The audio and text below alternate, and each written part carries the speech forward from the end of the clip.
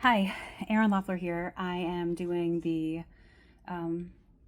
discussion board number 10 and the biological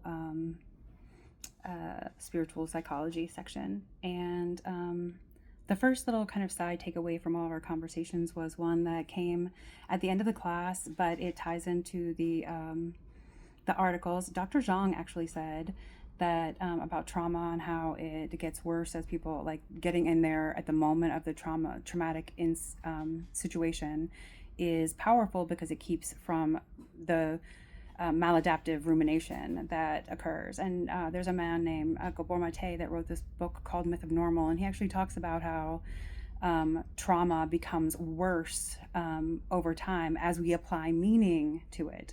So I think spiritual work helps us. We saw, like in the article that we reviewed, that mindfulness and spiritual practices and the other articles can help to keep that rumination from spreading and creating permanent pathways if we get to it right away, but it also can reduce it over time.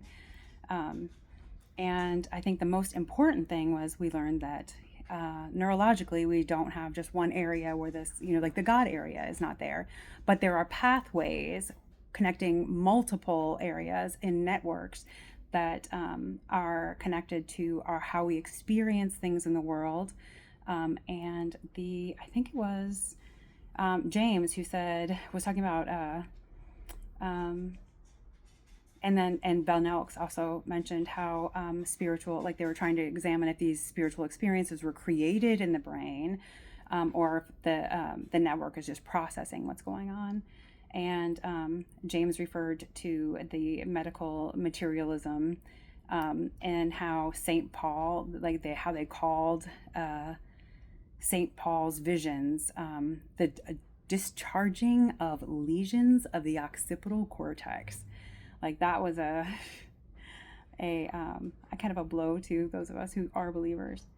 And I guess that kind of spills over into the next question, which was if religious experiences could be explained through brain activity, and does that strengthen, weaken, or not change their significance, and why?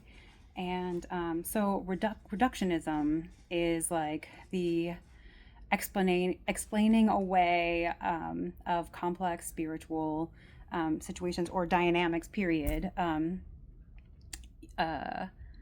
using like lower level biological processes, and overlooking like the experience or the network meaning, but it also overlooks that this person is having an experience.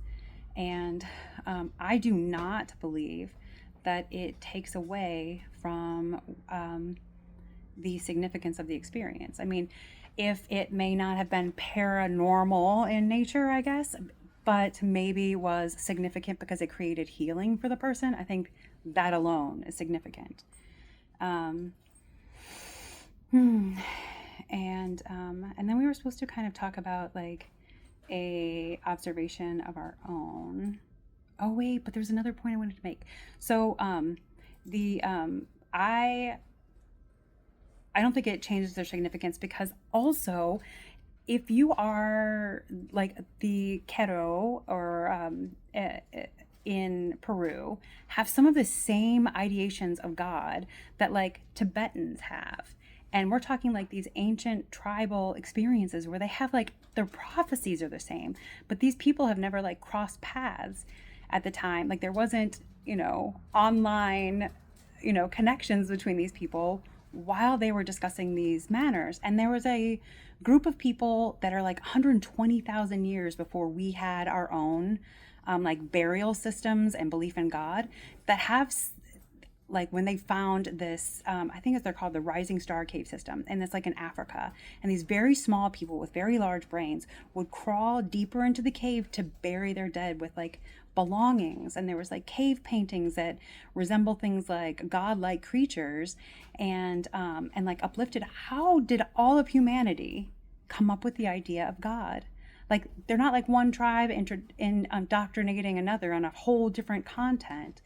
So I feel like there is something in between our own connectivity, but the connectivity between us and other people that is giving us the same idea.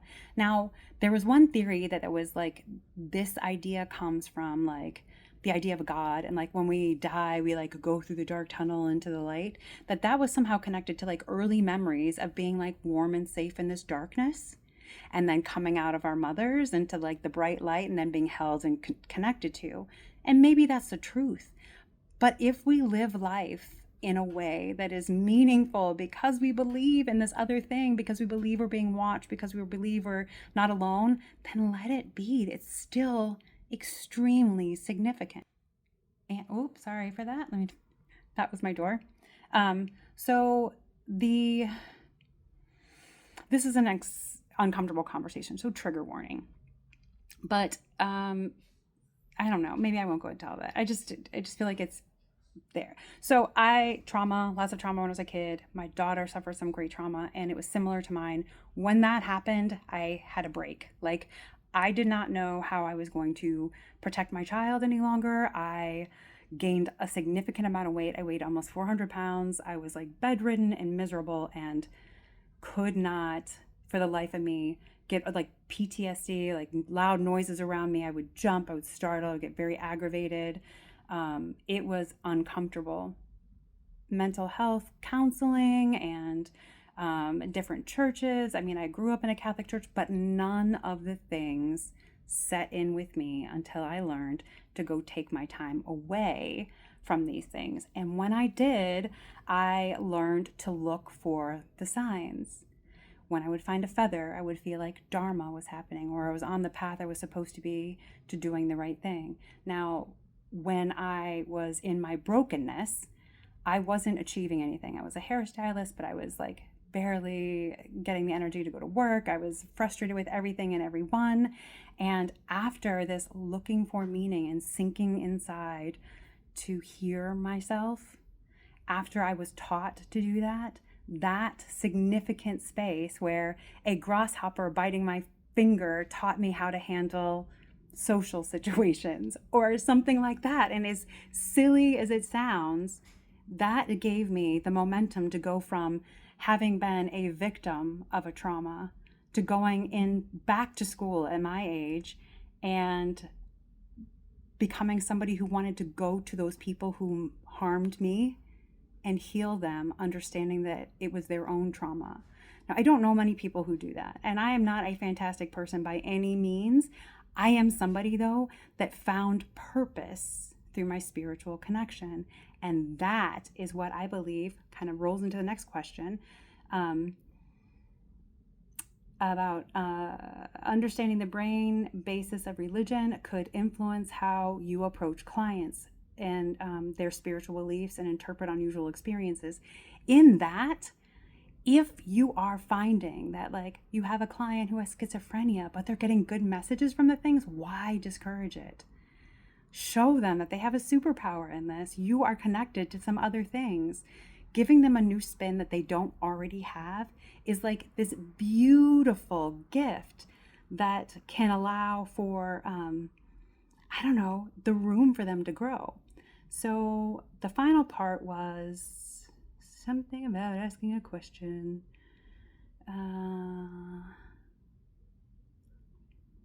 That was my deeper connection. And then here, your son integrated, raise at least one thoughtful question. Okay, so my thoughtful question is, if you are listening to this and you were in front of a person who was without hope, how could you use the idea of a person's spiritual connection to help them find their own inner purpose? What conversation would you have to help connect them to that place? Anyway, thank you for listening. I'm sorry it's so long again. Always just talk too much. Sorry. Bye.